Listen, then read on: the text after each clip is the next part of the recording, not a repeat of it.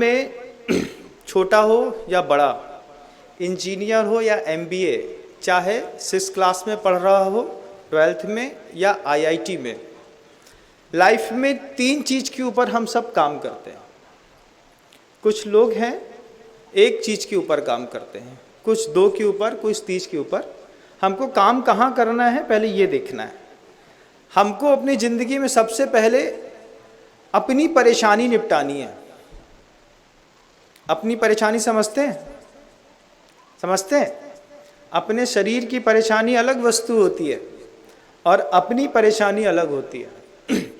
जब हमारी अपनी परेशानी निपटाने का हमको कोई साधन दिखाई नहीं देता है, हमारी परेशानी है जेलसी, हमारी परेशानी है हाइपरटेंशन, हमारी परेशानी है इंफीरियरिटी कॉम्प्लेक्स, हमारी परेशानी है बहुत ज़्यादा किसी भी बात पे एग्रेसिव हो जाना, हमारी परेशानी है बहुत ज़्यादा सोचना।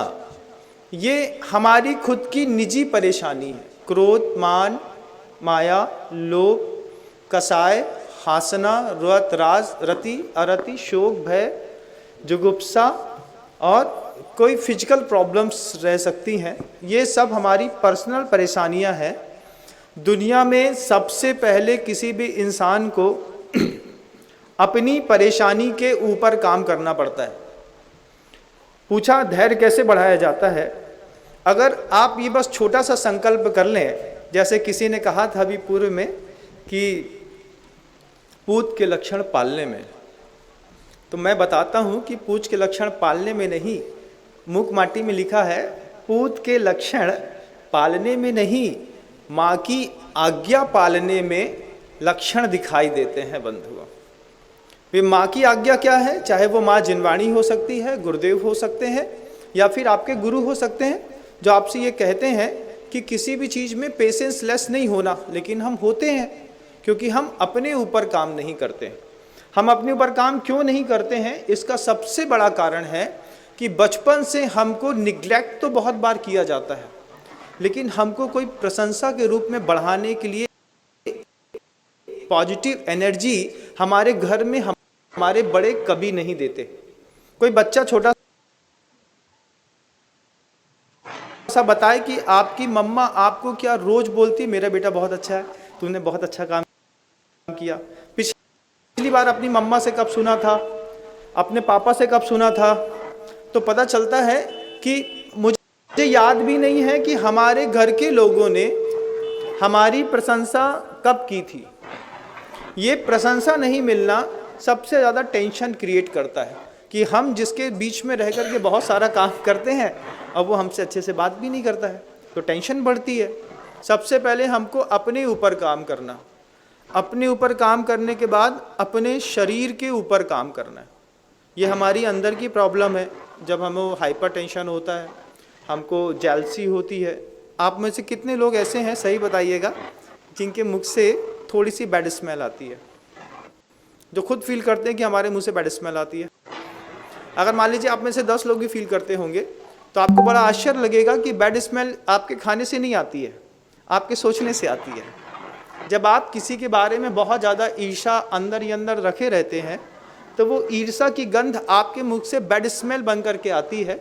कई लोग ऐसे भी होते हैं, साधु परमेष्ठी होते हैं, वो कभी ब्रश मंजन तो करते नहीं है, लेकिन उनके मुख से बैड स्मेल नहीं आती है। फ्रेग्रेंस आना नहीं आने का अलग बात है, लेकिन अगर आपके मुख में बैड स्मेल जनरेट हो रही है, इसका मतलब है कि आप अंदर ही अंदर किसी से ईर्ष्या कर रहे हैं।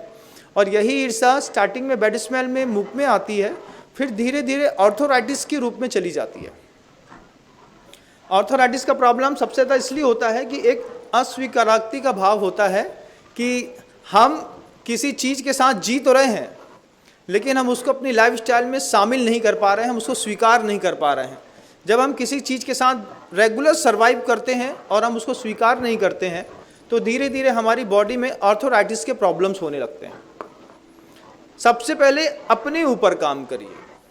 अगर अपने ऊपर के काम से आप मुक्त हो जाते हैं तो फिर अपने शरीर के ऊपर काम करिए। शरीर के ऊपर क्या काम करना है? मुझे शरीर के लिए जो एक चीज़ें चाहिए हैं, इसको मेंटेन करने के लिए जो हमें वातावरण बनाना है, पहले चाहिए एजुकेशन अपने लिए, फिर चाहिए फाइनेंशियल एजुकेशन अपने शरीर के लिए। फाइनेंशियल एजुकेशन और एजुकेशन में अंतर हो गया। फाइनेंशियल एजुकेशन है जिसको आप हिंदी में अर्थकारी विद्या कहते हैं, जिससे पैसा मनी आता है और मनी से आपको सुविधाएं मिलती हैं और सुविधाओं से आप सुख की अपेक्षा करते हैं, लेकिन आप ऑब्जेक्ट तो ले आते हैं। आपके पास बल्क में इतना पैसा होगा, कभी बहुत सारे लोग इस बात को महसूस भी करेंगे, जो पैसे के मामले में बहुत ज़्यादा तरक्की कर गए हैं, उनको अब घर की नहीं एक गोदाम की ज़रूरत पड़ गई है। उनके घर में सामान रखने के लिए जगह नहीं बची है, तो वो सोचते हैं कि काश घर थोड़ा सा और बड़ा होता। तो सुविधाएं तो बहुत इकट्ठी कर ली हैं, लेकिन उसके बीच में भी जाने के बाद जब किसी की प्रशंसा नहीं मिलती है, जब घर में कोई अच्छे से चाय ऑफर नहीं करता है, जब सोने के लिए नहीं पूछता है, कब कोई टेंशन नहीं पूछता है, कोई अच्छे से बात नहीं करता है, तब समझ में आता है कि आप पुरुषार्थ से पैसा तो इकट्ठा कर सकते हैं, लेकिन सुख इकट्ठा नहीं कर सकते। आपको किसी भी सामग्री का, अर्थकारी विद्या का लास्ट आउटपुट है कि आप अंदर अपने अंदर एक सुख महसूस करें। कितने लोग महसूस करते हैं? अच्छी बिल्डिंग बन जाएंगी फिर रहेंगे, बिल्डिंग बनवा ली, लेकिन जिसके साथ रहना था अब वो हमारे साथ रहने को तैयार नहीं है। अकेले थोड़ी रहेंगे, किसी के साथ ही तो रहेंगे। तो सबसे पहले अपने ऊपर काम करिए, अपने क्रोध के ऊपर, अपने मान के ऊपर, अपनी माया के ऊपर, अपने लोभ के ऊपर, अपनी आक्रामकता के ऊपर, अपने सत्य के ऊपर भी काम करना सीखिए।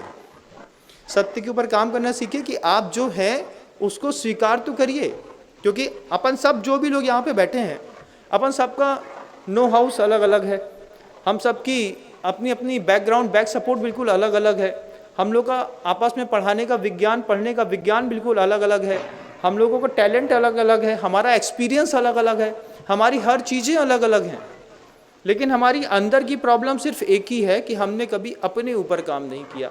हम डायरेक्टली जो है अपने फिजिक के ऊपर आ गए, शरीर के ऊपर काम करना है, इसकी सुविधा के लिए पैसा इकट्ठा करो। तो 10th क्लास में मेरे साथ खुद ये घटना घटी थी, मुझे आज भी याद है। 94 में मैंने 12th पास कर लिया था, मतलब 92 में मैं 10th क्लास में था। अब जब 10th क्लास में था, मैं अपने जीवन का जुड़ा बिल्कुल विषय है कि मेरी पूरी क्लास एक साथ जंप कर रही थी, 8, 9, 10th में आए। 10th तक पढ़ते समय मुझे कुछ लगा नहीं कि कुछ खास पढ़ाई हो रही है। 10th में अचानक मुझसे पहला डिसीजन पूछा गया कि कौन सा सब्जेक्ट लेना है। जब पहली बार मुझसे पूछा गया कौन सा सब्जेक्ट लेना है, तो मेरा अंतर्मन तो बच्चा था, भले मैं पढ़ते पढ़ते 10th क्लास तक पहुंच गया, मैं डिसाइड नहीं कर पाया मुझे कौन सा सब्जेक्ट लेना है, मुझे क्या लेना चाहिए। हो सकता है ये प्रॉब्लम आपके साथ भी घटी हो कभी लाइफ में कि 10th में आपको क्या सब्जेक्ट चूज़ करना है आपने कभी खुद डिसाइड नहीं किया होगा। तो आपने काउंसलर के पास गए होंगे या पापा से पूछा होगा, तो पापा ने बोला होगा कि बेटा मैथ ले लो या साइंस ले लो या बायोलॉजी ले लो, केमिस्ट्री ले लो, फिजिक्स ले लो। माता पिता डिस्कस कर रहे होंगे, लेकिन हमसे जब पहली बार पूछा गया उस समय मुझे बताने वाला कोई काउंसलर मेरे पास नहीं था। मैंने देखा कि मेरी जिस क्लास में मैं पढ़ रहा हूँ 20 सेक्शन था, तो 20 सेक्शन वाले जितने थे वो सब एक साथ बायोलॉजी में जंप कर गए, ए सेक्शन वाले जितने थे वो सब मैथ में जंप कर गए। 2 ही सब्जेक्ट थे, मैथ और बायोलॉजी, कॉमर्स था नहीं वहाँ पे, तो 2 में से एक ही चूज़ करनी थी। तो ऑब्वियसली जो हमारा ग्रुप चूज़ कर रहा था वो हमने भी चूज़ कर लिया, तो बायो सेक्शन ले लिया। अब जब 12th क्लास में पहुँचे तब समझ में आया कि बायो सेक्शन लेकर के बहुत बड़ी गलती करी, क्योंकि बायो सेक्शन लेने वाला MBBS होता है, डॉक्टर होता है। फिर अगर मान लो ये MBBS और डॉक्टर नहीं होता तो फिर क्या होता है, फिर सीधे DMLT के कोर्स करता है, मतलब पैथोलॉजी टेस्ट करेगा, वो किसी की लैट बात साफ करेगा, थूकेगा, उठाएगा, उसको बहुत ज़्यादा खोजबीन करेगा। अगर मान लीजिए आपका MBBS में सिलेक्शन नहीं हुआ है, MD में सिलेक्शन नहीं हुआ है, फिर आप सीधे DMLT में आ जाते हैं या फिर आप BDS चॉइस करते हैं। तो ये हमारी एक बहुत बड़ी प्रॉब्लम थी कि हमको 10th में पहली बात तो कोई बताने वाला नहीं था, और 12th में जाते जाते जब हमने सेल्फ ऑब्जर्वेशन किया तब तक हमारी ज़िंदगी के 2 साल निकल चुके थे। उसके बाद एक तो लाइफ का गोल्डन चांस था कि गुरुदेव लाइफ में मिल गए और पूरा का पूरा मूवमेंट चेंज हो गया। जो सिलेबस कभी नहीं पढ़ा था, आज पिछले 22 सालों से वो सिलेबस पढ़ने के लिए मौका मिल रहा है। एक गोल्डन चांस था, लेकिन ये जो मेरे साथ घटना घटी, ऐसा गोल्डन मूवमेंट लाइफ में सबके नहीं आता है ना। सब लोग तो अंदर ही, बच्चे हैं तो घर के अंदर ही रहते हैं। तो आपको 10th क्लास में क्या चूज़ करना है ये आपको कैसे पता चलेगा।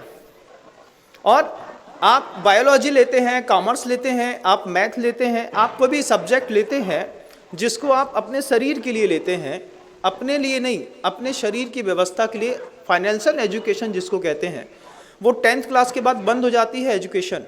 10th क्लास के बाद फाइनेंशियल एजुकेशन स्टार्ट होती है कि वो आपको, जब आपने कोई सब्जेक्ट चूज़ कर लिया तो ऑब्वियसली आप कोई डॉक्टर बन रहे हैं, इंजीनियर बन रहे हैं, या फिर आपको मैनेजमेंट में जाना है, या फिर MBA करना है, या CA CFA करना है।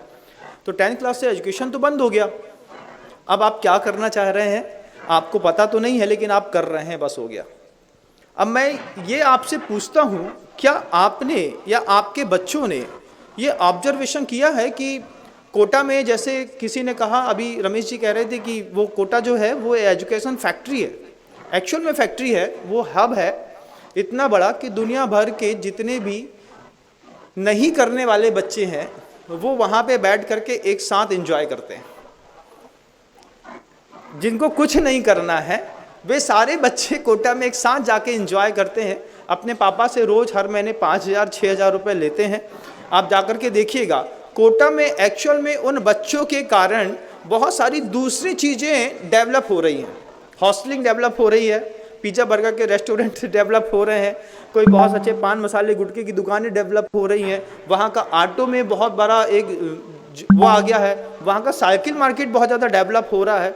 वहाँ पे रहने वाले लोगों में जो पीजी हैं, पीजी वाले बहुत सारे ऐसे लोग हैं जो अपने घर में 2 कमरे को बेड फिनिश करते हैं और डेवलप हो रहे हैं। एक्चुअल में कोटा में डेवलपमेंट कोटा के अंदर हो रहा है कि जो लोकल लोग हैं उन्होंने समझदारी दिखाई है कि बाहर से आने वाले पैसे का हम यूज़ कैसे करते हैं। और वो जो बच्चे हैं, वो बच्चे 18-20 साल की उम्र में, जब मैंने पिछली बार अभी इंदौर ही गया था तो मैंने देखा था एक इंस्टीट्यूट में जाकर के, कॉटेल एकेडमी में गया मैं सुबह 6:30-7 बजे।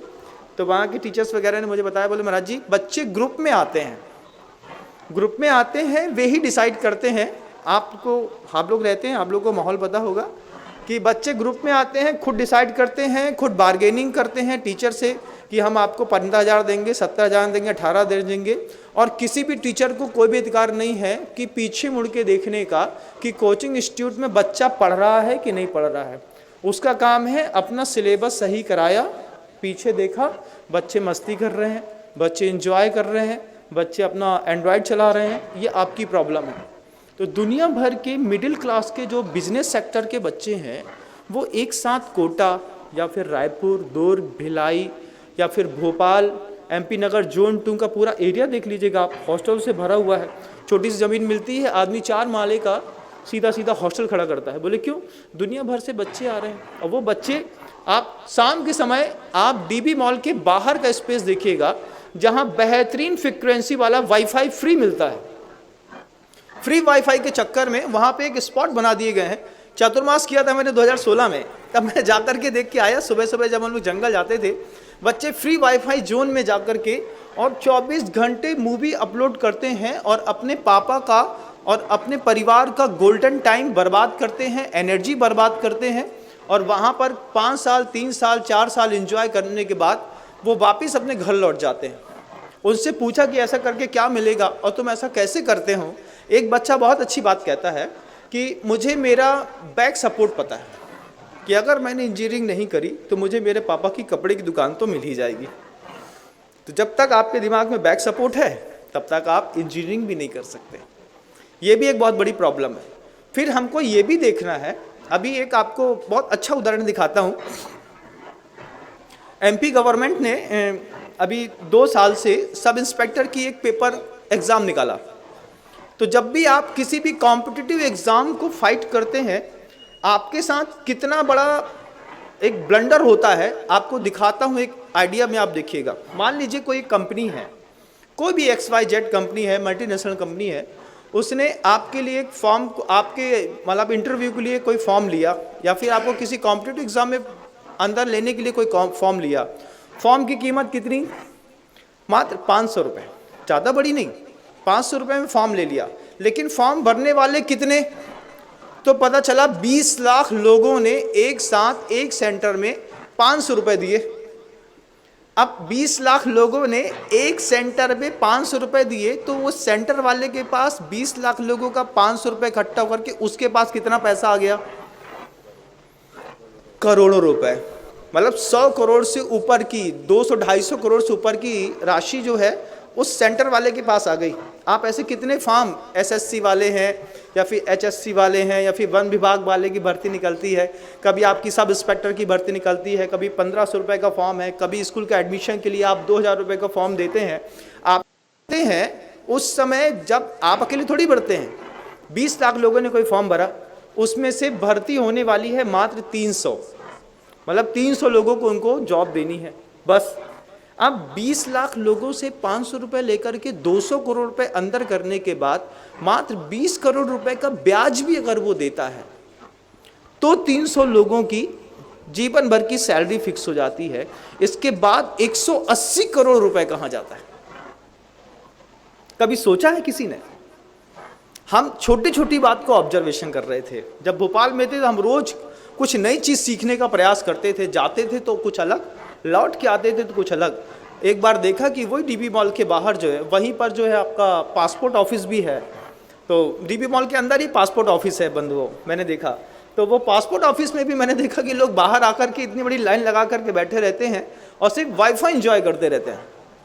अब ये बच्चे हैं, आप सोचिए कि आपने उस कंपटीशन के लिए अपने पिताजी का सिर्फ 500 रुपये तो दिया है, लेकिन आपका 500 रुपये जब एक जगह सेंट्रलाइज होता है तो उसके पास कितने बड़े पावर आ जाते हैं, कितना बड़ा पावर आ गया। सोचिए 200-250 करोड़ रुपए उसने एक साथ कमा लिया। मैंने हिसाब नहीं लगाया है, आप हिसाब लगाइएगा, और सिर्फ 300 लोगों की वैकेंसी है। तो एक सीट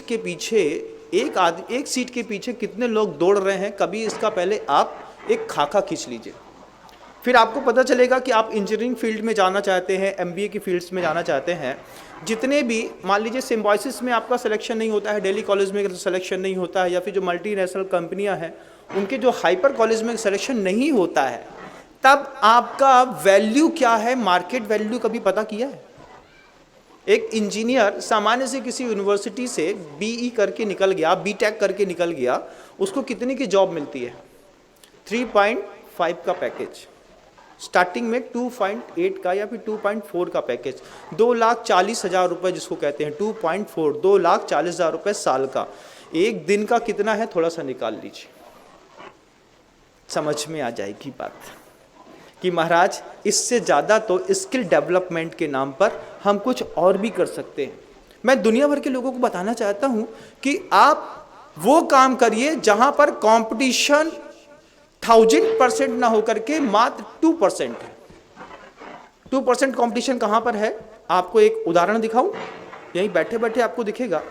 जैसे ये जो एक इवेंट मैनेज किया गया है, इस इवेंट को मैनेज करने वाला जो ये पूरी प्रॉपर्टी को मैनेज करके खड़ा हुआ है, ये व्यक्ति के पास एक मतलब इनोवा कंपनी की 40 लाख रुपए की गाड़ी है, लेकिन उसके पास कोई एजुकेशन नहीं है।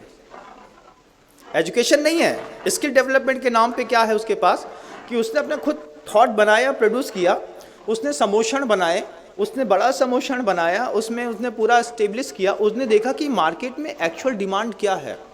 अब वो व्यक्ति जहाँ से ये कार्यक्रम ख़त्म करेगा, उसका बैक टू बैक 5 दिन बाद दूसरा कार्यक्रम है, फिर एक तीसरा कार्यक्रम है, फिर एक चौथा कार्यक्रम है।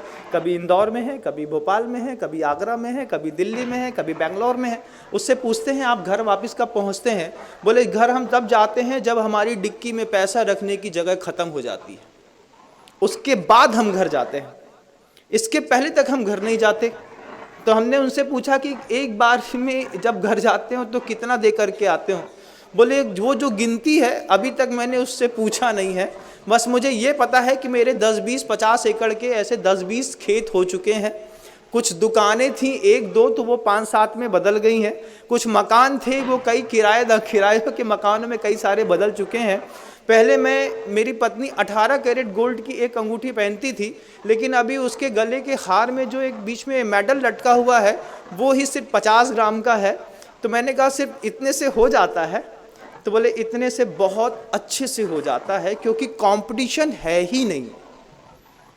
कंपटीशन कहाँ पे नहीं है? आप आंख से देखिए, क्या जबरदस्त चीज है। आप देखिए कि देखने समझने की बात है कि पीछे आपके 4 कैमरे लगे हैं। इन 4 कैमरे में जो कैमरामैन्स हैं, इनकी लाइफ में कोई कंपटीशन नहीं है। ये जिस दिन बोलने 50,000 रुपये आपको देना पड़ेगा, क्योंकि आपको अपना इवेंट मैनेज कराना है। इवेंट मैनेजिंग के मामले में कहीं कोई कंपटीशन नहीं है। मतलब ये सोचने की बात है कि कुछ लोग ऐसे हैं कि स्किल डेवलपमेंट के मामले में उनके पास एजुकेशन तो नहीं है, लेकिन वो डेवलप बहुत हैं। वो इतने डेवलप हैं कि हमको उनकी हर चीज़ को मानना ही पड़ता है। मान लीजिए टेंट लगाने वाला व्यक्ति है, इस टेंट लगाने वाले व्यक्ति ने एक बार का इन्वेस्टमेंट है, वन टाइम का, उससे 1 करोड़ रुपए इन्वेस्ट किया होगा मैक्सिमम।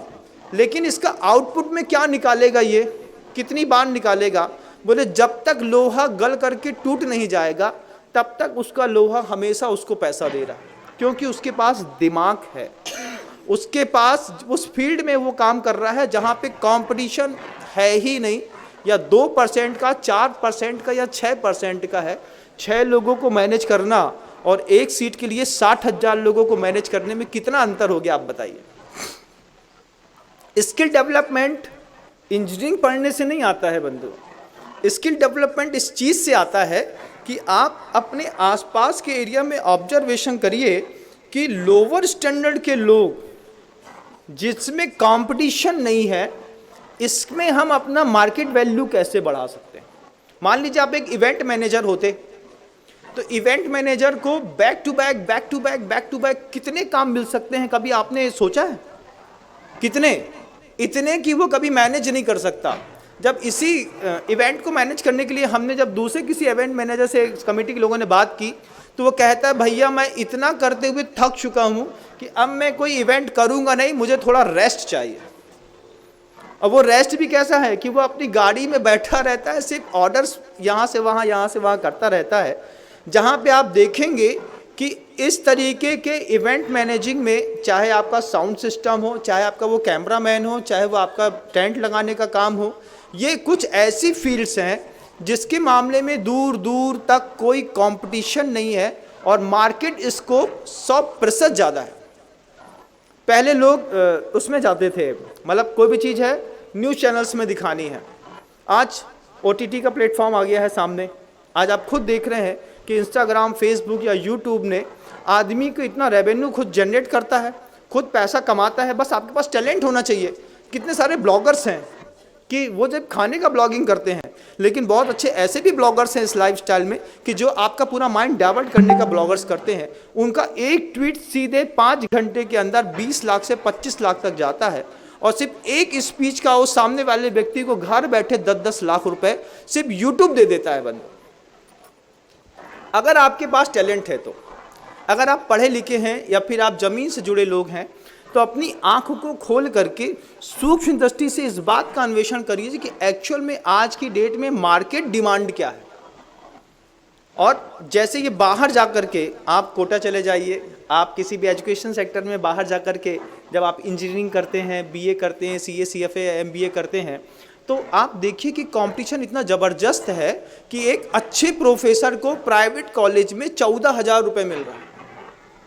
अधिकतम हुआ तो 17,000 रुपये दे दिया। उससे बोला मैम इतने में मेरा नहीं बनता है, तो मतलब तो आप जा सकते हैं ना भैया, हम दूसरा ले आएंगे, हमारे पास तो भीड़ है। क्यों? क्योंकि एक सीट के पीछे 6,000 लोग हैं, लेकिन इस सीट के पीछे कोई भी लोग नहीं है। कोई भी मैनेजमेंट, इवेंट मैनेजमेंट करिए, कैमरा मैनेजमेंट करिए, थंबनेल मैनेजमेंट करिए, आप माइक मैनेजमेंट करिए, आप इतनी सारी कितनी फील्ड है कि जहाँ पर हर चीज़, कितने सारे लोग हैं कि वो जो कहते हैं ना कि लड़का बहू बस आपका, बाकी सब दूल्हा दुल्हन तुम्हारा, बाकी सब हमारा। ये लोग क्या कर रहे हैं? ये इवेंट मैनेजमेंट में लगे हुए लोग हैं। ये कुछ नहीं करते हैं, इनके पास कनेक्शन, इनके पास संबंध इतने ज़बरदस्त होते हैं बंधु। और इसकी शुरुआत के लिए किसी बहुत बड़े प्रोफेशनल इंस्टीट्यूट से एजुकेशन की या मार्कशीट की ज़रूरत नहीं पड़ती। इसके लिए अपने खुद के टैलेंट को ग्रोथ करना पड़ता है। एक्चुअल में इसको कहते हैं स्किल डेवलपमेंट। आपको मेरी बात अच्छी लग रही है तो थोड़ा सा ताली अच्छे से बताइए,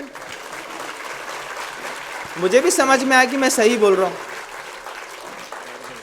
फिर अब आपको ये देखना है कि आप उस बात को तह तक जाएंगे तो आपको सही में लगेगा कि महाराज जी ऐसा हो रहा है। जब आप परंपरागत व्यवसाय को अपनाते हैं तब आपका डेवलपमेंट किस उम्र में होता है, और जब आप CA CFA या MBA CA या डॉक्टर बनते हैं तब आपका इम्प्रूवमेंट या डेवलपमेंट आपके शरीर का किस उम्र में होता है, वो उम्र का फ़र्क देखिए। मान लीजिए आपके पिता की एक कपड़े की दुकान है, तो पिताजी ने 6 क्लास के बच्चे से आधे घंटे के लिए कपड़े की दुकान में बैठाया, बोले बैठो हम थोड़ा खाना खा के आते हैं। उसी समय जब 6 क्लास का बच्चा आधे घंटे के लिए दुकान में बैठा है, उसका MBA वहीं पे स्टार्ट कर दिया उसके पिता ने।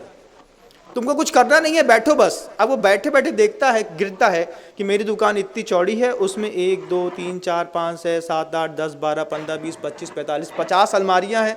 एक अलमारी में 50 खंदे हैं, एक खंदे में हमारे पास जो है वो 20 पैकेट्स रखे हुए हैं। फिर वो कभी धीरे धीरे बैठ करके हिसाब जुड़ाता है, बताता है पापा अपनी एक तरफ की अलमारी में 4000 पीस रखे हैं। पापा ने पूछा नहीं था, बच्चे ने बता दिया। क्यों? क्योंकि जैसे ही हमने दुकान में उसको छोड़ा, उसका अलग से एक सेल्फ मैनेजमेंट सिस्टम स्टार्ट हो जाता है। वो अपने आप को डेवलप करता है धीरे धीरे धीरे धीरे धीरे। और एक दिन बच्चे को समझ में आ जाए कि ये पीस 100 रुपए का है और 130 रुपए का बेचने पर 30 रुपए बचते हैं, उस दिन से बच्चे की एजुकेशन खत्म हो जाती है और वो एक सफल बिजनेसमैन बनना शुरू हो जाता है। जब 6 क्लास के बच्चे को, जिसकी उम्र 12 साल की होगी, अगर मान लीजिए 4 साल तक उसके पिता रेगुलर ऐसा करते हैं, तो 16 साल की उम्र में एक अच्छे किसी भी शॉपिंग मॉल को चलाने वाला एक बहुत अच्छा MBA स्टार्टअप तैयार हो चुका होता है। और वो अपने परंपरागत व्यवसाय को अपना करके 16 वर्ष की उम्र में पैसा कमाने वाली एक बहुत अच्छी कंपनी खुद अपने आप में बन चुका होता है। और ये मेरे साथ मेरा एक मित्र था बचपन में, स्कूल में हम लोगों को फ्राइडे क्लोज कहा जाता था अपनी लाइफस्टाइल में। एक राजेश डोडवानी थे, सुंदर एजेंसी करके वहाँ पे दुकान थी जो इलेक्ट्रॉनिक का काम करते थे। तो हम लोगों को फुर्सत नहीं मिलती थी दुकान जाने से, दुकान में बैठते थे। तो फ्राइडे के दिन दुकान बंद रहती थी, तो फ्राइडे के दिन स्कूल चले जाते थे। स्कूल जाते थे तो हम लोग का नाम रख दिया गया फ्राइडे क्लोज्ड। तो जब भी सर हमको देख लें स्कूल में 11th या 12th में, तो बोलते हैं हाँ आज शुक्रवार होगा इसलिए जैन आया है। तो हम बसते थे। हमने कहा सर बात तो सही है। और उसके पहले भी, और उसमें भी क्या होता था, कभी कभार शुक्रवार को दिन मान लो कभी लाइन में जाना पड़ गया वसूली करने के लिए, तो वहाँ से पूरा अमरकंटक, अनूपपुर, जैतहारी, कोतमा, यहाँ पूरा एरिया में जब लौट करके शाम को आते थे तो वो शुक्रवार भी चला जाता था। और एक शुक्रवार चला गया तो सीधे 15 दिन बाद स्कूल में शक्ल दिखाई देती थी। 12th क्लास की कंडीशन थी हमारी, 11th 12th की। तो सर ने नाम रख दिया हमारा फ्राइडे क्लोज। हमारे साथ वो एक जो मित्र था राजेश डोडवानी करके, तो उसका भी यही हाल था कि इलेक्ट्रॉनिक्स की दुकान में उसको बैठना पड़ता था। फिर ऐसा करते करते करते कैसे तैसे ले दे के कुछ भी करके, बैक सपोर्ट बहुत ज़बरदस्त था हमारा, मतलब हमारी फैमिली जो थी स्कूल की वो बहुत अच्छी थी। लोग चाहते थे कि अगर जैन तुम फेल हो जाओगे तो तुम्हारे साथ रहने में अच्छा नहीं लगेगा, तो एक काम करते हैं तुम्हारा पेपर हम लिख देते हैं। तो हमने कहा इससे अच्छा क्या हो सकता है। तो लोगों ने सपोर्ट दिया, अपना काम हो गया, अपन निकल आए। मैं ये बताना चाह रहा हूँ कि हम लोग 10th क्लास के बाद बहुत कम स्कूल गए हम दोनों। 12वीं क्लास में आते आते उसने एक बजाज का शोरूम खोला।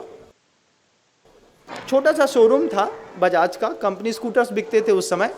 फिर मोपेड पे आया, फिर धीरे धीरे उसने अपने शोरूम डेवलप करना शुरू किया, तो एक वहाँ पे बेहतरीन शोरूम खोला। अब सिर्फ 20 साल की उम्र में वो पूरे MP के अंदर रिकॉर्डेड स्कूटर बेचने वाला सबसे बड़ा बिजनेसमैन बन गया। 22 साल की उम्र में मात्र बंद हो। उसके पास जाकर के पूछा तो बोले क्या हुआ, तो बस उसने कहा कि देखो जैन, पढ़ने लिखने से तो कुछ नहीं होता, एक बात तो पक्की है कि इस तरीके से काम करने से बहुत कुछ होता है।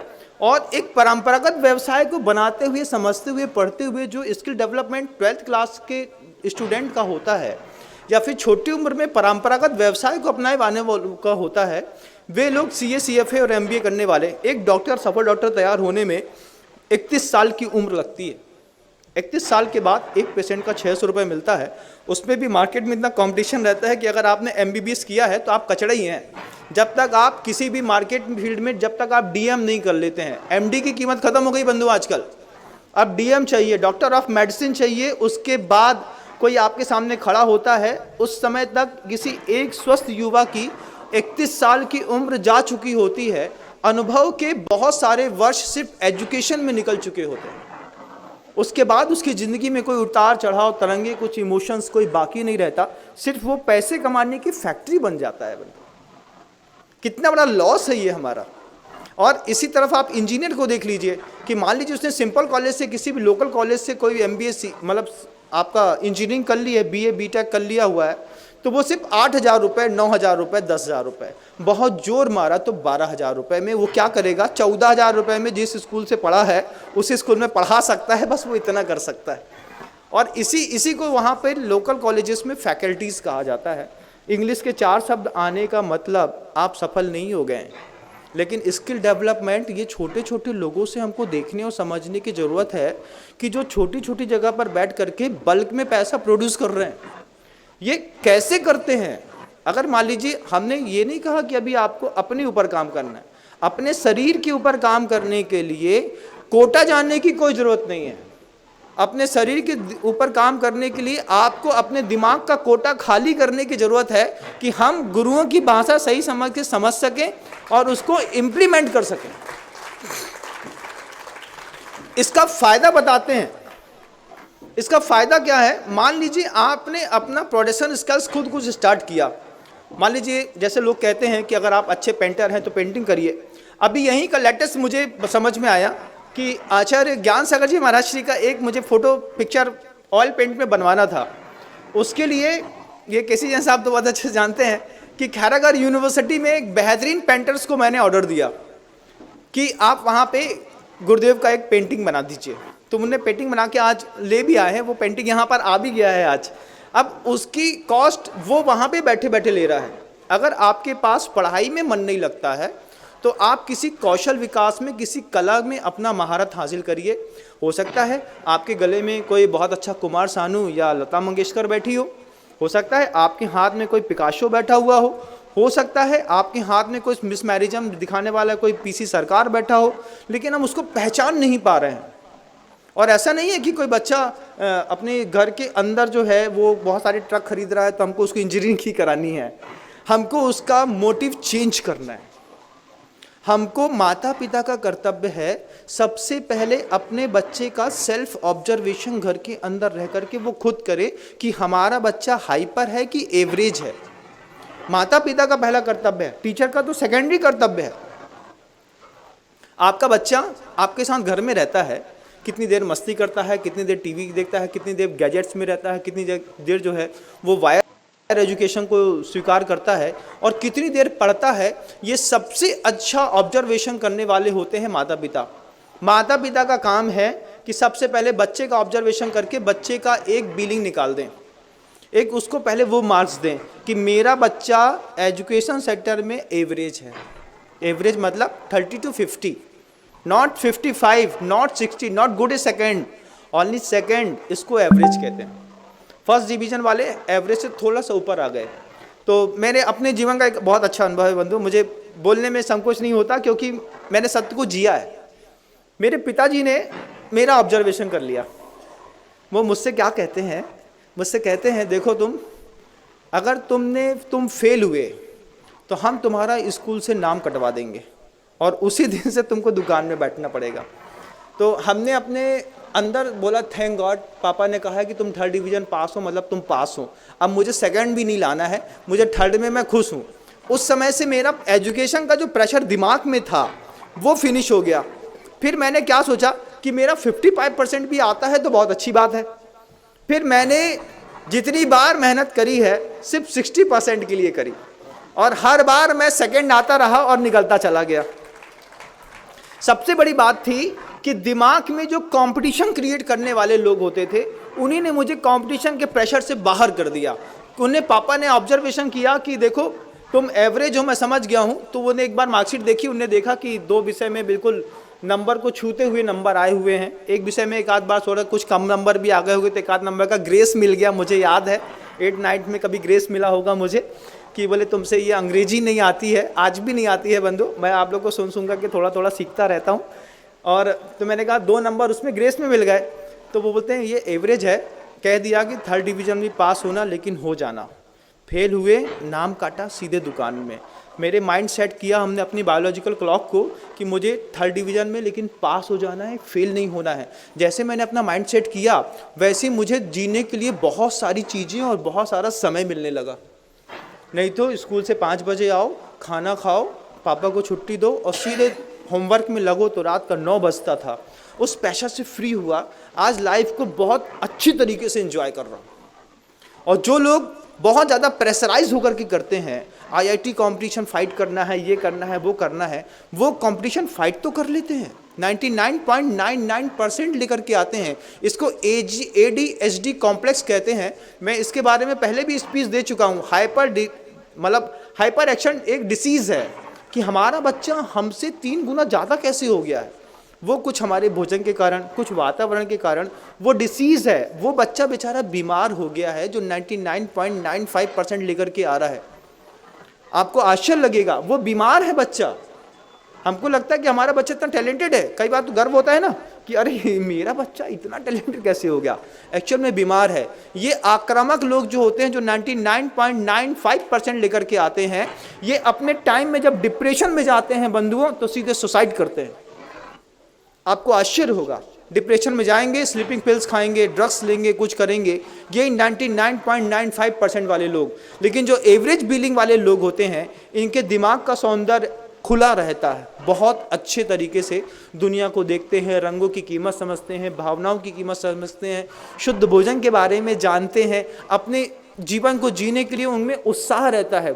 पढ़े लिखे, बहुत ज़्यादा पढ़े लिखे लोगों के बीच में सिर्फ एक फीयरिंग कॉम्प्लेक्स रहता है कि ना जाने कब क्या हो जाएगा, कौन मुझे मेरी सीट से हटा देगा। तो वो हर बार किसी भी कंपनी में जाने के बाद उनको जॉब सर्च और स्विच, इसके अलावा कोई चीज़ दिखाई नहीं देती है। 6 महीने यहाँ जॉब किया, अब मुझे यहाँ से स्विच करना है, 3 कंपनी में स्विच किया, फिर सीधे यूएस में गए, वहाँ स्विच करना है। और एक बार अगर मान लीजिए अमेरिकन एम्बेसी ने आपको फ्री कर दिया कि जितने भी इंडियंस हैं आप बाहर चले जाइए, सीधे टॉप 10 में आए।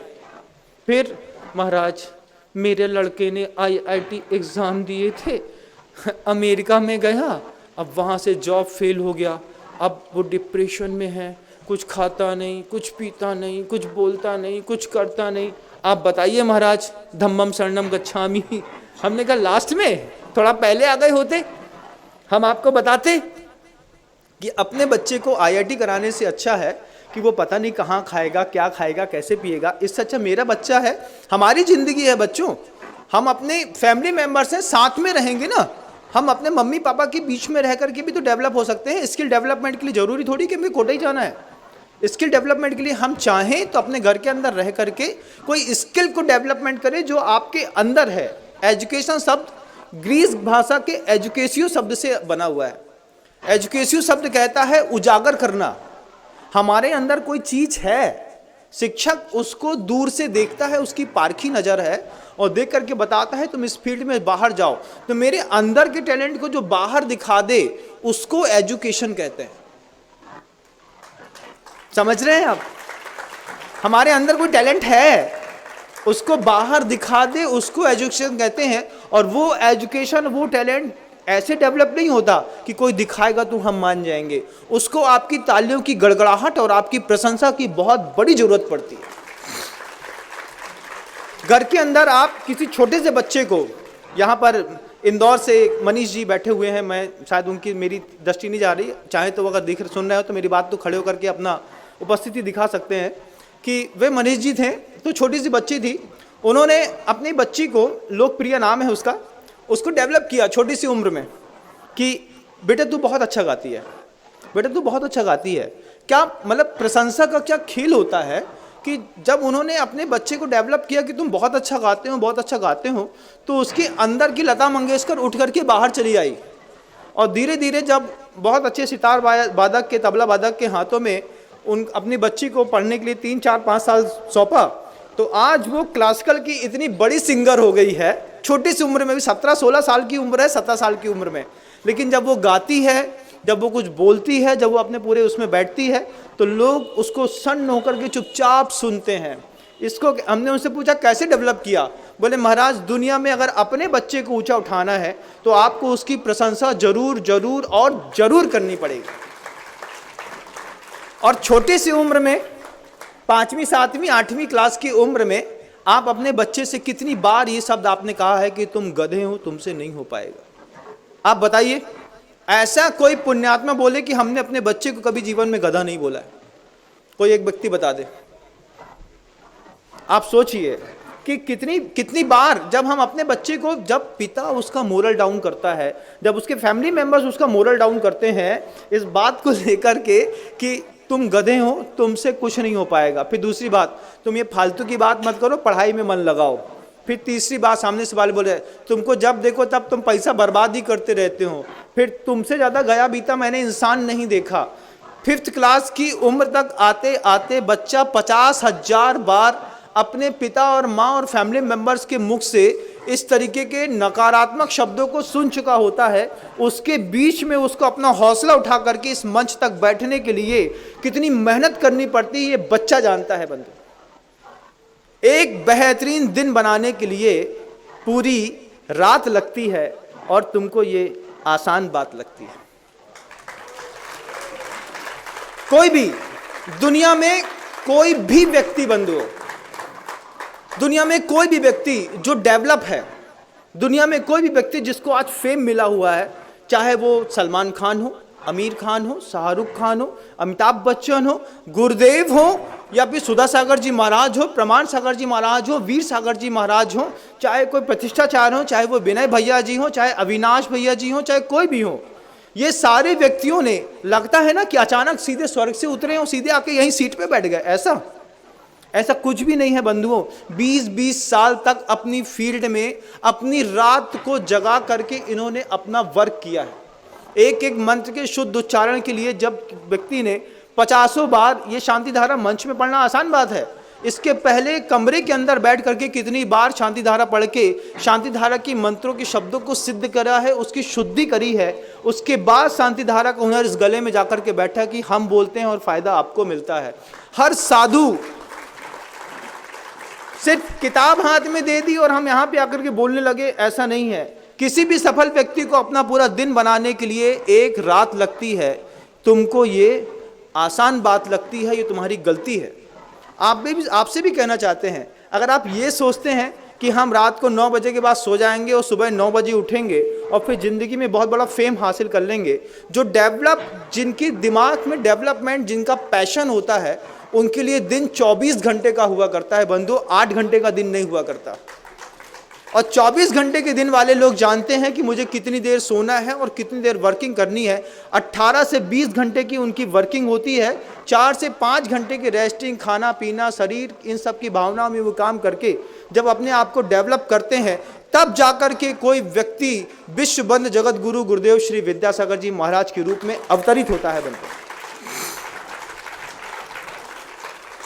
आपको लगता है कि वो पूर्व जन्म के त्यागी और वैरागी हैं, तो मैं आपको बताता हूं कि उनके गुरु में और उनमें जमीन आसमान का अंतर था। उनको मारवाड़ी आती थी, इनको कन्नड़ आती थी, हिंदी भी ढंग से नहीं आती थी। अभी थोड़ा गुरुदेव पिछले 10-12 सालों में, 15 सालों में बहुत साफ सुथरी हिंदी बोल रहे हैं, नहीं तो इसके पहले गुरुदेव भी हैं को हाँ कहते थे। तो कई बार होती में और होते में अंतर नहीं, रात हो गया, अब ऐसा बोलते थे तो अपन बोलते नहीं रात हो गई कि गया बोले समझ में नहीं आता प्रोनाउंसिएशन में कहाँ पे गया लगाना है, कहाँ पे गई लगानी है। तो जब गुरुदेव से गुरुदेव के बीच की जब कनेक्टिविटी बनी, उसके बीच में भाषा काम नहीं आई, उनके बीच में भाव काम आया। कि आचार्य ज्ञान सागर जी महाराज ने जब गुरुदेव के अंदर वो बात रखी कि तुम्हें ये सब समझना है और करना है, उसके बाद शिष्य ने इतनी जबरदस्त मेहनत करी कि 24 घंटे के दिन में 20 घंटे तक वो निरंतर